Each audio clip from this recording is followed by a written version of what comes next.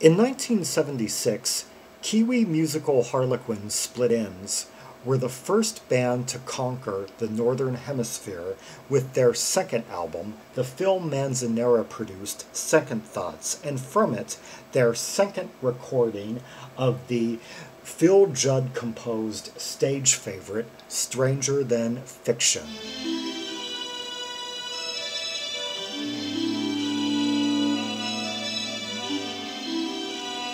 Kind of like an open an E minor with like an open note in it.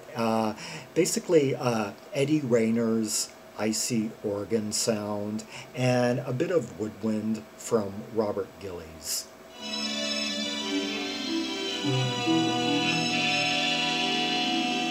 Yeah, it's basically A minor, but landing on a suspended second. B, dunna, A, E, B, and then kind of like wiggling around the fifth. Da-na-na-na-na-na. And a bit of piano sparkle, also from Eddie Rayner, handling quite an arsenal of keyboards.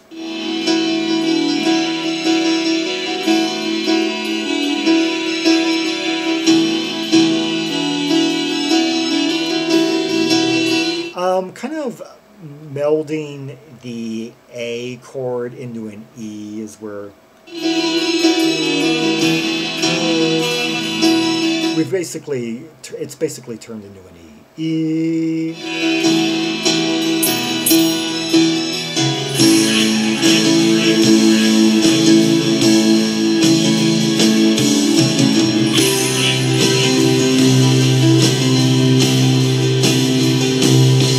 Those thick, lavish, like ocean, stormy cadences where everyone's like coming in. We've got like the really thick, like simultaneous like organ piano of Eddie Rayner, along with some like ringing, searing guitar from Phil Judd.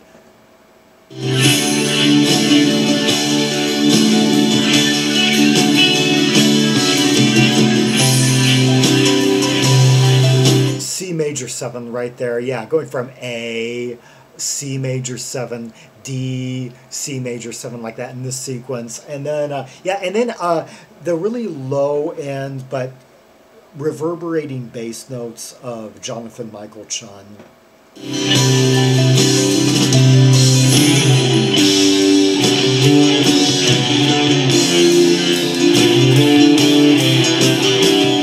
Oh, that riff right there, it's just so unique in its construction. It basically goes G and then scales up the notes of G, like B, C, D, like that, through up the third to the fifth in G, and then the tonic drops to G flat or F sharp, down, down, down, and then goes. And then hits the third and fifth again, and then the tonic drops to F, and then creating a tritone, it once again does the BCD of the 3, 4, 5 of G, yeah.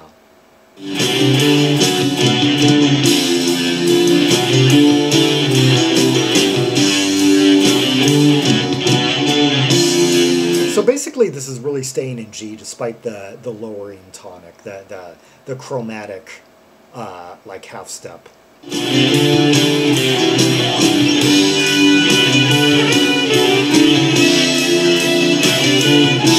Oh, notice how Robert Gillies just kind of let us right out of that. He just soared above it, and then it just pauses.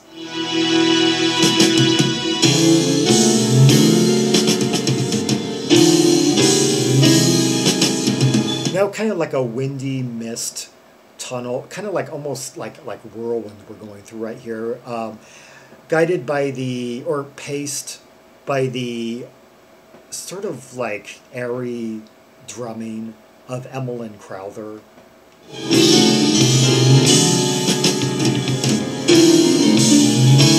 It's like smoke and mirrors.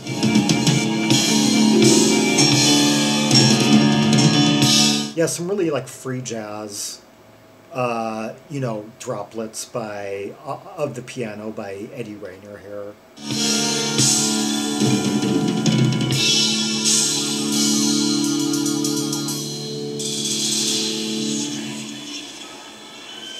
Oh, did you hear all that like cymbal mist that Emlyn was giving us? Okay, now we have like a whispered verse, which in the earlier version that appeared on their first album, the Oz Only release, Mental Notes in 1975, it's given a more decipherable rendering by vocalist Phil Judd, who on that album sings in a slightly kind of demented, kind of nasally tone that he doesn't use on this album at all. We don't hear a lot of him on this album, vocally anyway.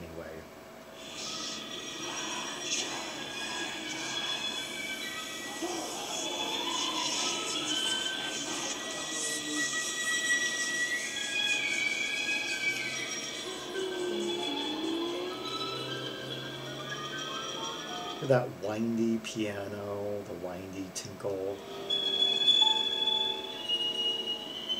It's a story of my life. Okay, let's hear. Let's go over the lyrics that we didn't really hear. There was just a bit of faint whispering by several of them. It's stranger than fiction, larger than life, full of shades and echoes. It's the story of my life. Yeah, on the Mental Notes version from a year earlier, Phil Judd says it like stranger than fiction. Says it kind of like in that voice, where it's actually like audible.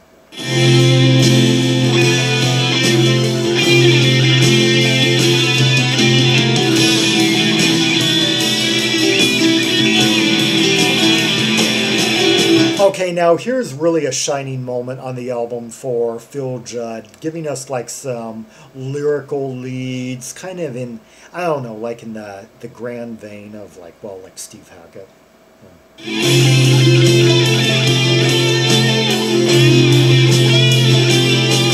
You hear that kind of like liquidy tone, kind of like David Gilmour.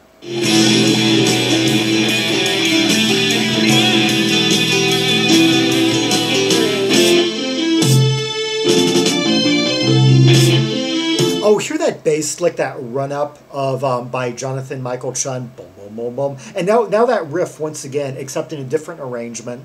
Yeah, that opening organ riff.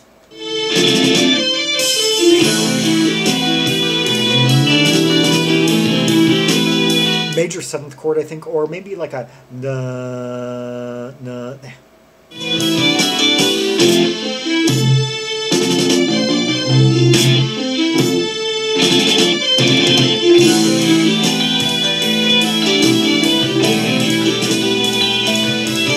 Hear that violin that's coming in? I think, let's see, who's playing that on this? I think that's their old cohort.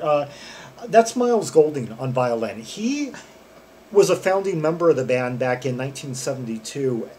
He played on their first New Zealand release, Split Enz, backed with For You. Yeah, it came out in early 1973 and then left after that. He was part of the, I guess he was one of the original 5 members of the band. Yeah, yeah, the founding lineup of the band was Tim Finn, Phil Judd, Jonathan Michael Chunn, Miles Golding, and Mike Howard. And Miles Golding left right after that first single in early 1973 to move to England to join like the London Symphony Orchestra or something, because he was primarily a classical player. And then they fired Mike Howard, and then I guess Wally Wilkinson joined for the first time, and then some other members that like yeah, Jonathan Michael Chunn's younger brother Jeff, and Eddie Rayner wouldn't join the band until 1974. Yeah.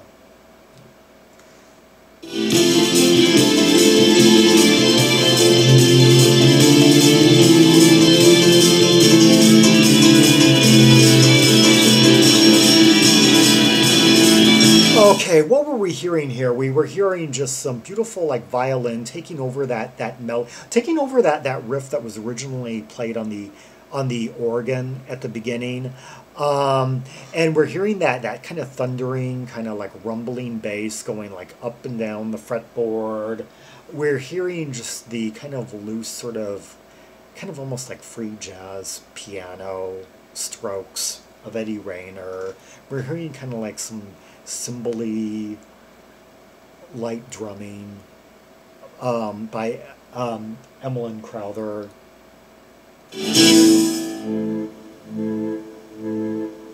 Just like a picture book, Daddy's gone with the leaving Mommy in her room with another one on the way. Okay, Tim Finn showing, well, his unique character as a vocalist, his accent, his way of phrasing certain words, kind of really kind of like a homespun type voice, very like a lad from the New Zealand countryside, and kind of almost folksy in a way. And he could, because this is him in his more mannered mood, as what this song calls for. There are other songs where he's a bit more quirky, a bit more staccato, spastic, or as Jonathan Michael Chunn would characterize in the biography on the band, titled Stranger Than Fiction, which came out 17 years later, would characterize his vocals, some of his vocals during this time period, as rococo. Yeah, okay. Just like a picture book, Daddy's gone away, leaving Mommy in her room with another one on the way. Oh, interesting.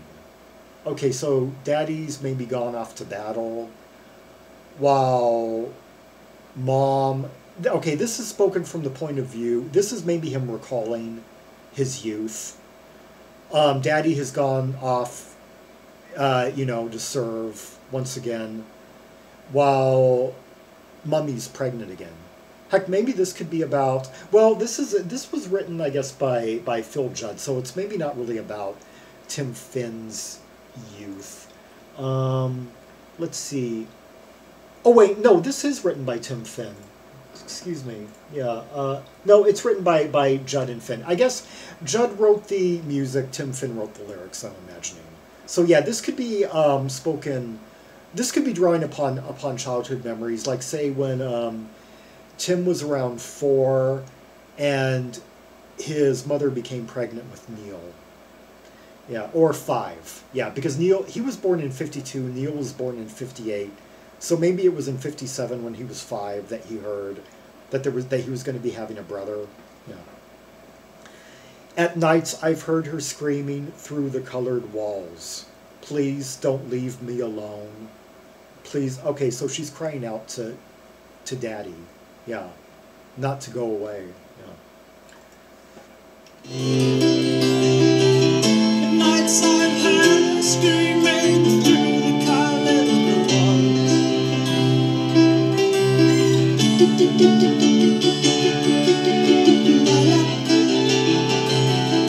Okay, here are the layers on this part. We land in this major 7th chord, and I love, that's one of the main earworms. There are so many different earworms to this track, so many little melodic ideas. It's like there are so many different parts you could hum, and instantly, to someone who knows the song, and they would instantly be able to identify. I mean, we had that part at the beginning, that da-na-na-na-na, na-na-na-na-na. We had that guitar riff, da-na-na-na-na-na-na. And then we have this little vocal hook, voila, that right there. And the more kind of like harmonic playing, like on the acoustic guitar, and that meshing with the piano.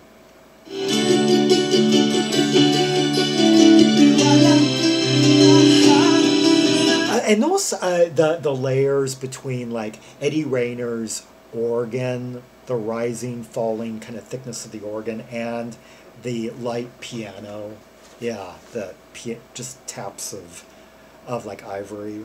Please don't leave me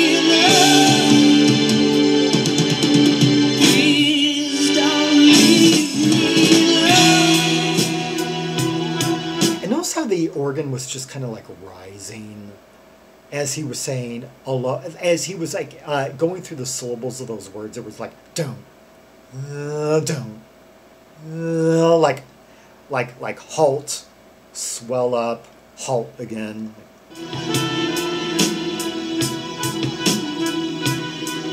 And now another loose part, slightly kind of a few instruments kind of going out of tune with one another. One of those parts where there are several moments in the song where the tonal center kind of becomes discombobulated. You have a few notes just colliding, not really part of a cohesive key center. It's like that organ's kind of like going down slightly, and then we've got this loose woodwind of Robert Gillies coming through, just almost another like foggy alleyway.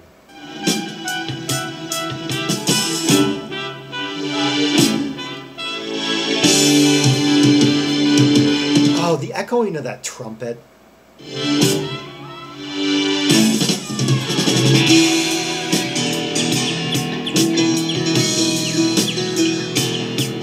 Now it's like, oh, this is almost like the equivalent of like in those old cartoons where someone knocks their head against something and there are all these like birds flying over their head, imaginary birds. And here we're hearing these bird sounds.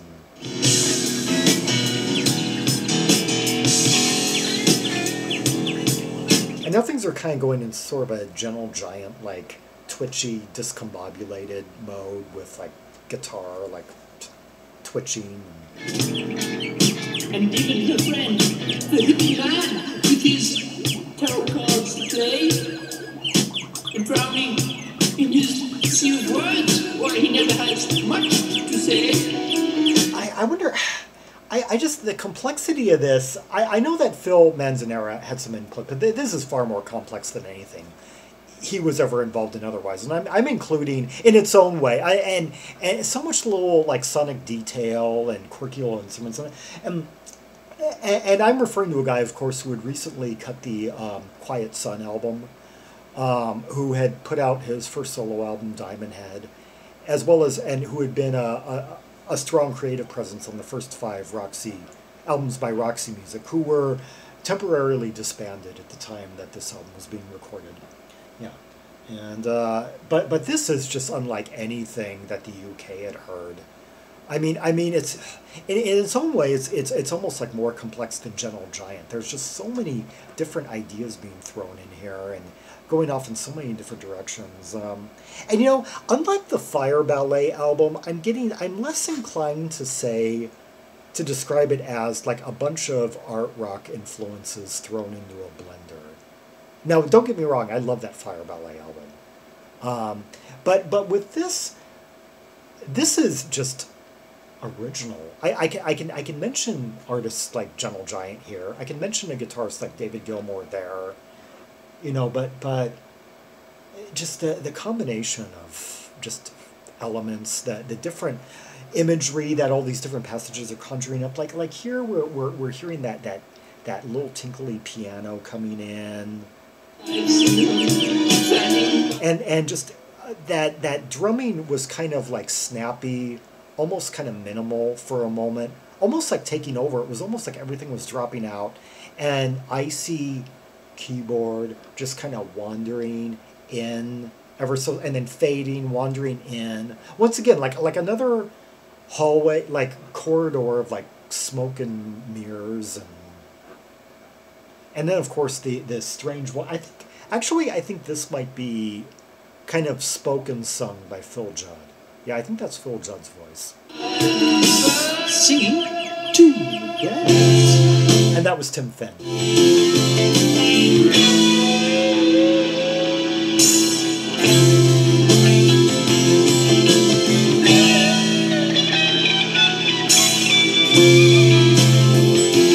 And now a kind of a variation of some loose, like chords that we had heard a bit earlier with that lyrical guitar again, once again.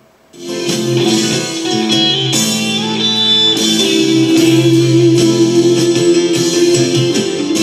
like the mystic says piano just droplet, just taking such ivory, elegant, you know, majestic command of the proceedings. I have some lyrics to catch up on here. Okay, here's the middle eight we just heard, that kind of spoken word section. And even her friend, the hippie man, with his tarot cards to play, drowning in his sea of words, why he never has much to say. And I've seen him standing by the river, singing to the birds. Okay, so Mummy, left on her own for a time by Daddy, who's gone away somewhere, she consults a tarot card reader. I don't know, just for like words of confidence or whatever, and to see what the future holds in store. And he just gives her a bunch of claptrap, just makes up a bunch of stuff as he goes along, or kind of just tries to feel out what she wants to hear, and so he can just tell it back to her. And the narrator saying, oh, this guy's a complete grifter, a charlatan. I've seen him doing weird things by the river. Yeah. Okay, and now we're back in the verses. Once again for the final time. Just like the mystic says, be careful of what you say. Talking to himself, he needs no one to help him on his way. Huh. Yeah, so the mystic doesn't really have any supernatural powers. And it's almost like his way of admitting it. Yeah. Talking to himself, he needs no one to help him on his way. I almost feel as though Tim is a bit more emotive on this verse than he was on the last one. He's stretching out more. There's a bit more emotion in his voice. I guess maybe it was like the chorus that did it to him. It brought it out more, and so his voice gets a little bit fuller as it goes along. At nights I'm hiding, screaming through the candle.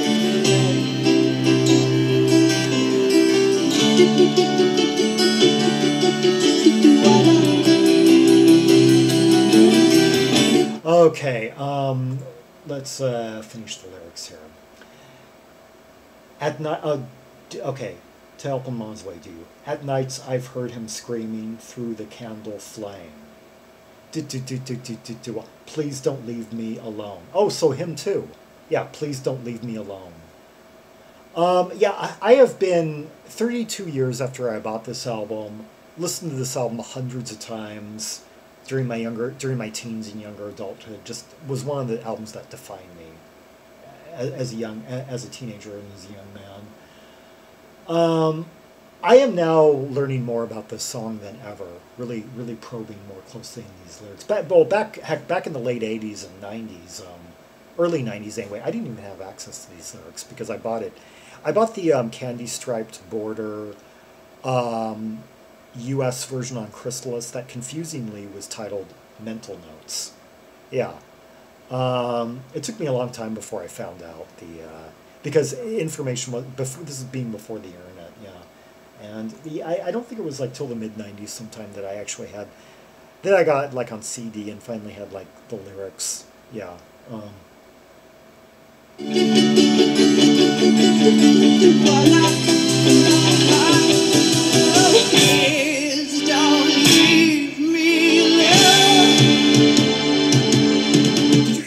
Just before the Please Don't Leave Me Alone this time, I heard Phil Judd's guitar kind of tensing up in a unique way for this time period. It was almost like he was palm matting. It went kind of like that, kind of like in a proto-new wave sort of. Please don't leave me alone.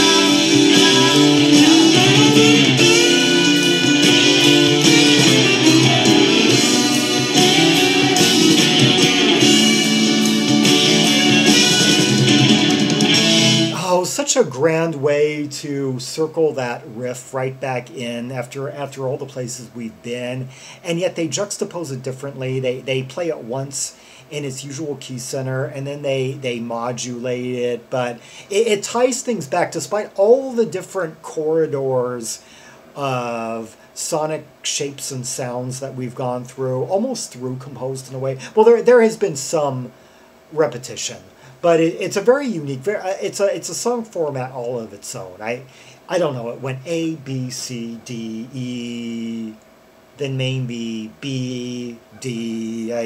I don't know. I would have to like map that out one of these days. And now going through that riff format, now we conclude where at the start we come back to the starting point.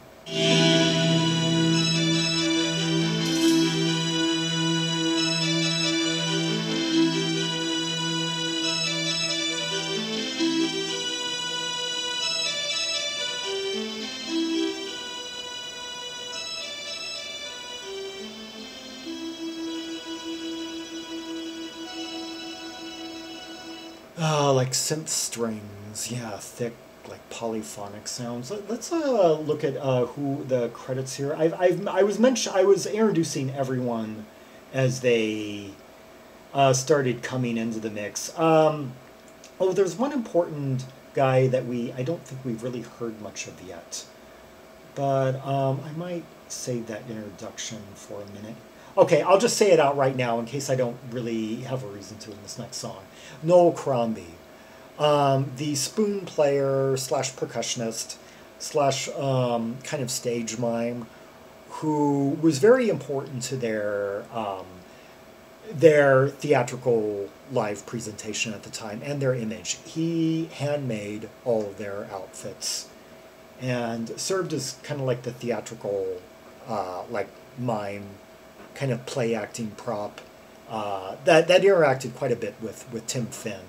The two of them kind of with almost like kind of like bookend, like pyramid hairdos, cone hairdos, and such.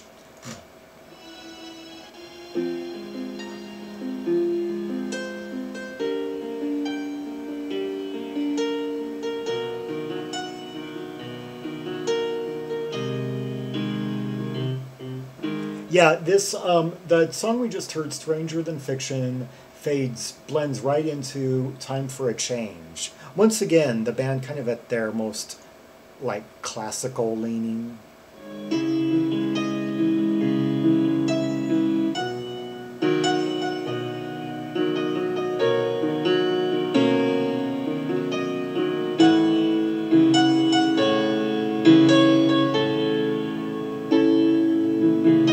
Wow, here are the notes that he's hitting, like low and high on the piano.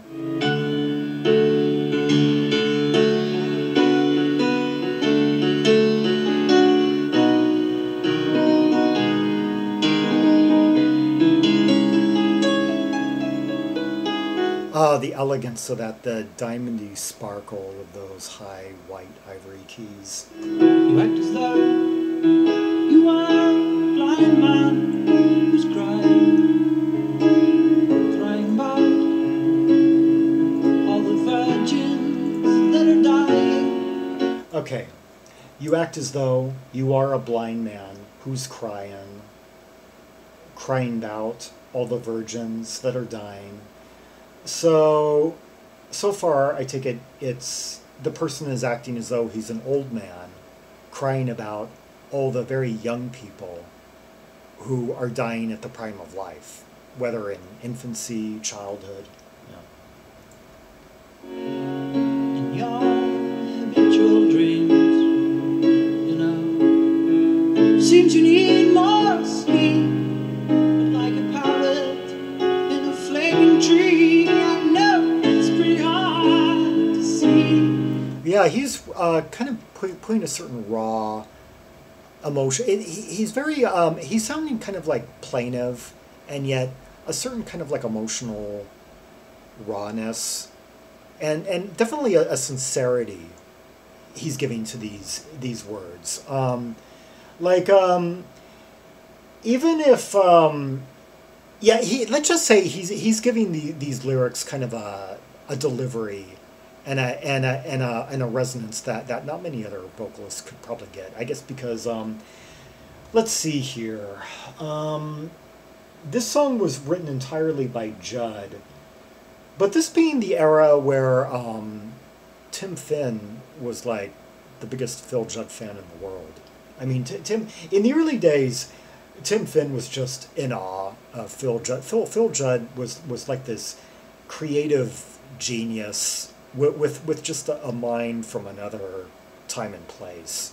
He had, when they first met, Phil Judd was like tapped into this whole alternative world that was really just far out to let's just say an open-minded New Zealand country boy, the early 70s, you know, a nation that didn't even have television until sometime in the 60s. Yeah. A pretty isolated country at the time, isolated from the outside world.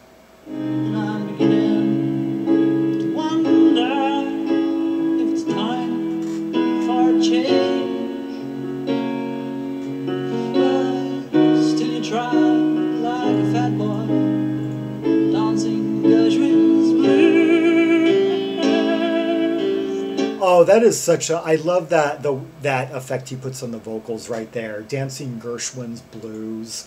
Yeah, that is one of the most distinct lyrical pull quotes of the album. All we need to do is say that. As a matter of fact, if I was to Google that phrase, well, it's a reference to Rhapsody in Blue.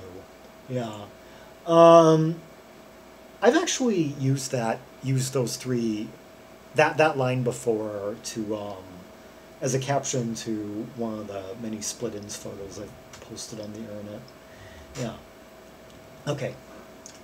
In your habitual dreams, you know, seems you need more sleep, but like a parrot in a flaming tree, I know it's pretty hard to see.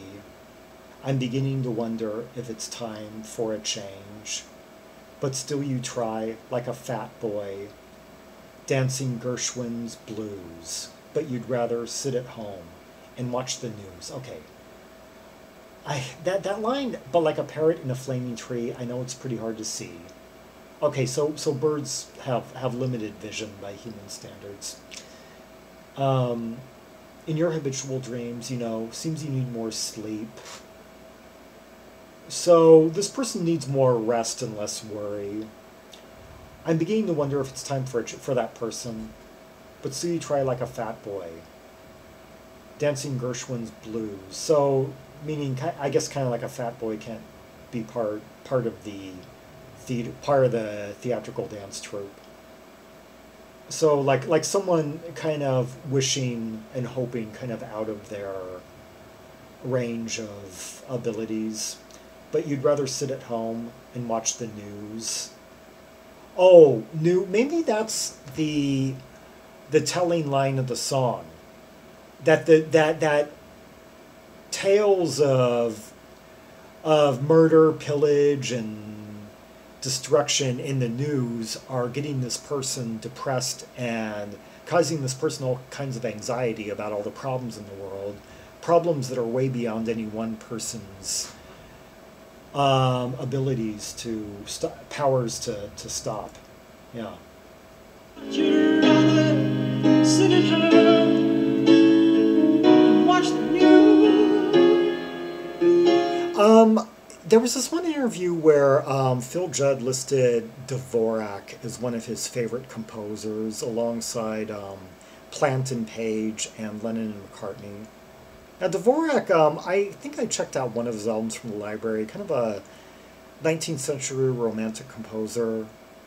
Lots of light, airy strings and such. I'm just kind of wondering, maybe someone who's a bit more schooled than him could maybe make an evaluation as to whether this is like Phil Judd and one of his more Dvorak inspired pieces.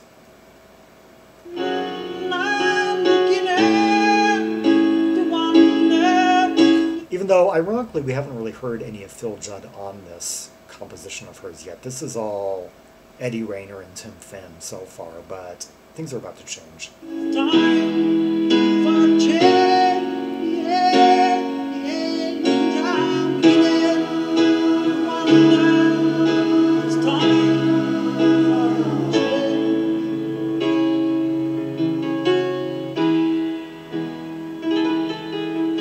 Okay, great refrain we got here by, or like piano motif, like.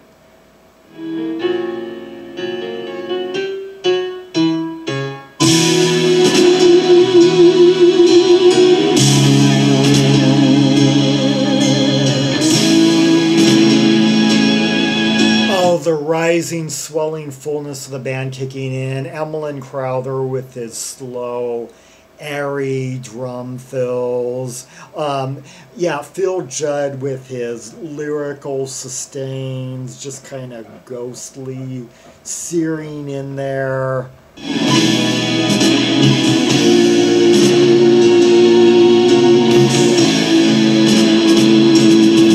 A bit of kind of gruff sustain from Phil Judd. I heard just a bit of kind of like in there.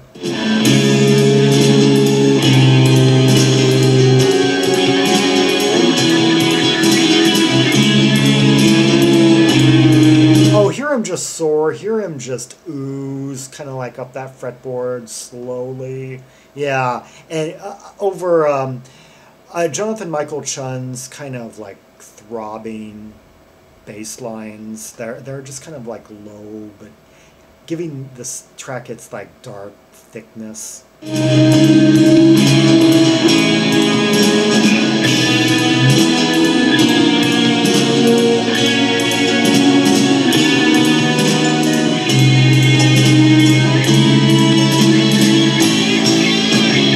Just sort of like almost kind of like a free-flowing sequence of chromatic key changes, not necessarily like a shape or melody, just kind of going from one chord to another and another and another, just to facilitate the advance of this big sonic storm.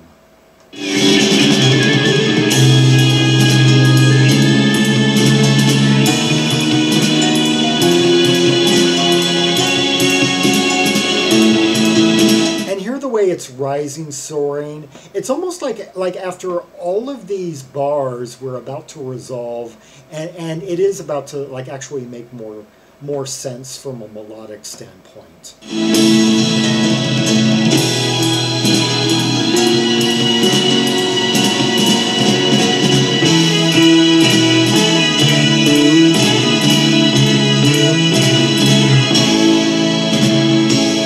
Now that was quite a melody, that like a grand finale to something that actually began almost 11 minutes ago with the first notes of Stranger Than Fiction.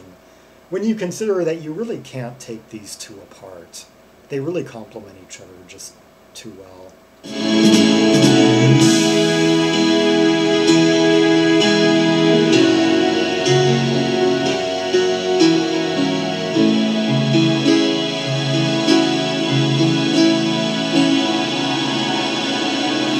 That was such a moving melody right there, and yet it was used so economically throughout the piece, and used in different cadences, different arrangements. Dun, dun, dun, dun, dun, dun, dun, dun, dun, dun, dun, dun, that right there. Like we heard it kind of like unaccompanied before this whole storm began. We heard it kind of like in a closed cadence, you know, kind of like cabaret-like, and now we're hearing it more kind of in this foggy, slower area.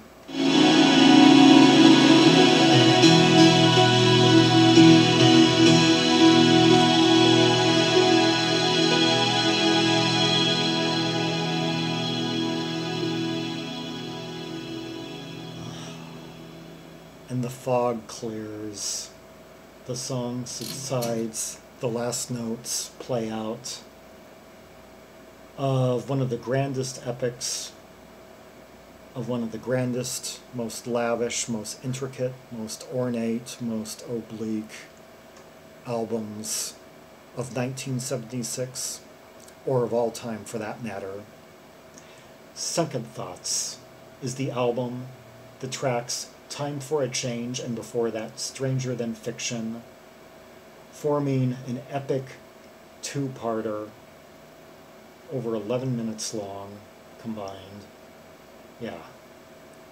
the New Zealand band that would ultimately conquer the world at large with one of the most unique stage presences and a well of melodies, harmonies, and incredible arrangements and knack for harmonic counterpoint. And this, I would have to say, the ultimate Split Enz album, because I mean it even includes Miles Golding, one of the founding. I mean, when the band first formed, Miles Golding was actually the heart of the band. Yeah, he was the member that gave them their distinct kind of quasi-classical feel in the beginning. Even if Phil Judd was like the main songwriter at that point. And, yeah, we've just got everyone on board. Okay, we don't have Wally Wilkinson on board, but Judd did a pretty good job on this album of kind of giving us some of those because Wally Wilkinson tended to specialize in sort of lyrical type bendy leads and such. Yeah, and great drumming by Emlyn Crowther. As a matter of fact, as I played it back this time, I'm thinking, God, it's a shame that he was let go of right after this album was released. Yeah, in favor, making way for Mal Green, a good drummer in his own right. Yeah, the Englishman. Yeah. Anyway, yeah. 32 years after I heard it, there are fewer albums I can recommend as much as this one. And this album does indeed top my personal list of the best albums of 1976. You can see the full directory of albums from 1976 at the link below. It's 1,741 titles.